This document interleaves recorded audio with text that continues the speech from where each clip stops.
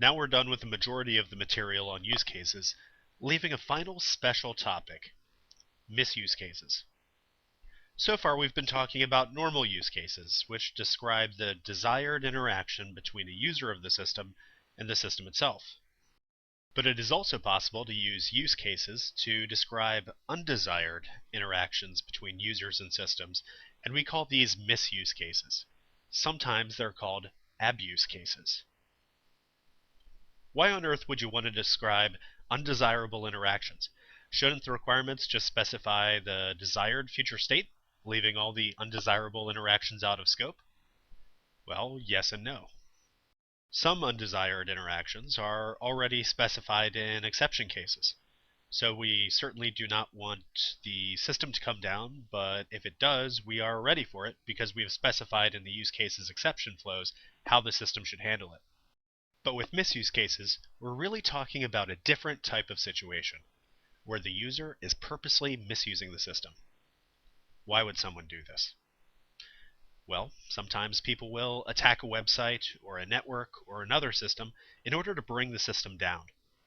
You've probably seen this type of activity in the news. It can be a teenager playing pranks, or some kind of activist making a political statement, or most formidably of all, it could be agents of a country trying to steal information from another country. Usually, especially on sensitive projects, there will be a person or team that focuses on security issues. From my own past experience, non-security oriented team members usually tend to ignore security ramifications of projects, and this is dangerous. As the business analyst for a given project, you have the ability to overcome this through misuse cases. In developing misuse cases, you achieve many things. You draw attention to ways that the bad guys can attack your system. You get architects, developers, and other technical teammates thinking about the issue very early in the project. Documenting misuse cases also puts you in the rather unique position of having to think like a hacker, which makes it easier to thwart attacks. And finally, since you are including misuse cases as requirements, you in effect are forcing the entire team collectively to address security issues. If the requirement isn't addressed, it's a bug that needs to be fixed. Chances are that you probably are not a security expert, and that's fine, you don't need to be. Just as you don't necessarily need to be an expert in anything other than analysis to be a business analyst.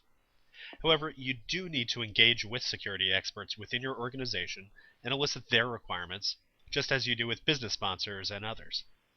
Sadly, security is often overlooked, and threats are often downplayed.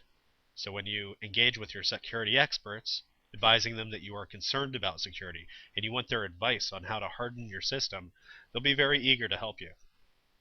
So let's take a look at some examples of misuse cases. As with regular use cases, it's best to focus on the goals of the user. Here are some common goals of hackers. First, to deface the system. This is most common with pranksters, but the effects can be severe for the organization that's defaced. To steal information. This can be devastating to a company when trade secrets are involved, or when the appearance of safety is paramount. Stealing resources. For example, stealing money through hacking into a bank's website. Now that we have established that there is good reason to protect our organizations from misuse, how do we go about building misuse cases? Well, I have good news there. The format for misuse cases is the same as regular use cases. The big difference with misuse cases is that the technology team will need to implement controls to prevent the interaction from taking place, the opposite of regular use cases. Security experts are aware of both the motives and methods of hackers, and they can describe for you both the steps that hackers take during the attack and the steps that they would recommend to thwart them. So definitely pay attention and ask questions when you're working with your security experts. As we wrap up our discussion on misuse cases, I'll leave you with a few points. Go for breadth. You will not cover all the possible attacks in your requirements, but this shouldn't deter you from modeling misuse cases. Every attack you cover is one less weakness in your system or organization. I've been talking mostly about hacking, but remember that misuse cases can also be used in other scenarios where a user is purposely misusing the system. So be creative. And finally, and this is a pretty cool thing, most of your peers will never have heard of misuse cases. This practically makes you the expert, even if you're just writing them for the first time.